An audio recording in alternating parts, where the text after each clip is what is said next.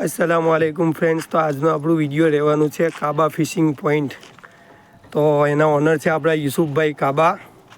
તો એમની પાસે કઈ કઈ વેરાયટી મળશે તે આપણે એમને પૂછીશું। તો યુસુફભાઈ પાસે આપણે આવ્યા છે। યુસુફભાઈ, આ કઈ કઈ વેરાયટી છે અને શું ઉપયોગમાં આવે છે? આપણી પાસે દરેક જાતની વેરાયટી મળશે મચ્છી મારવા માટે। તો ભાઈ એમની પાસે મચ્છી મારવા માટે, મચ્છી પકડવા માટેની દરેક પ્રકારની જાળી અને દોરડાઓ મળવાના છે, જે તમે વિડીયોમાં જોઈ શકો છો। અહીંયા બધી જ જાળી રાખેલી છે, અલગ અલગ પ્રકારની, અલગ અલગ કલરમાં। તો યુસુફભાઈને પૂછીશું આ જાળીઓ કઈ કઈ ઉપયોગમાં આવે છે। તો આ જાળી શું ઉપયોગમાં આવે છે? આ જાળી આપણા ભાષામાં આપણે મોડાર કહીએ। હા, અને ઘણી ભાષામાં એને હિલસા મચ્છી કહે છે। હા, એ મારવા માટેની છે। તો આ મોડાળ માટેની જાળી છે અને આ બી એ જ જાળી છે। આ જાળી પણ મોડાળ માટેની છે। આ જાળી શું કામમાં આવે છે?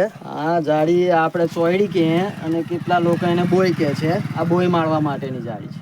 બરાબર। અને આ જાળી અને પટ્ટી કહેવામાં આવે છે। આ ઈડીએ જ આઈટમ છે। તો દરેક પ્રકારની મચ્છી પકડવાની આઈટમ યુસુફભાઈની શોપ પર મળી જવાની છે। એ સિવાય એમની પાસે ટોર્ચ પણ અવેલેબલ છે, જે હેડ ટોર્ચ કહેવાય, માથા પર યુઝ કરી શકાય છે મચ્છી પકડવા માટે। તો આ મોટી જાળી પણ એમની પાસે અવેલેબલ છે। અને જાળી છે લેપટા મારવા માટેની। તો આ જાળી એમની પાસે લેપટા મારવાની એકદમ બારીક જાળી તમે જોઈ શકો છો, બ્લુ કલરમાં છે। તો ઘણો બધો સ્ટોક એમની પાસે અવેલેબલ છે। એ સિવાય એમની પાસે ટોર્ચો પણ છે, ટોર્ચો પણ મળી જવાની છે। એ સિવાય એમની પાસે આ જે મોટા સાધનો છે, 4 વ્હીલ છે, ટેમ્પા છે, ટ્રક છે, તો એમને બાંધવા માટે, એમના બંધ કરવા માટે પણ એમની પાસે દોરડા મળી જવાના છે।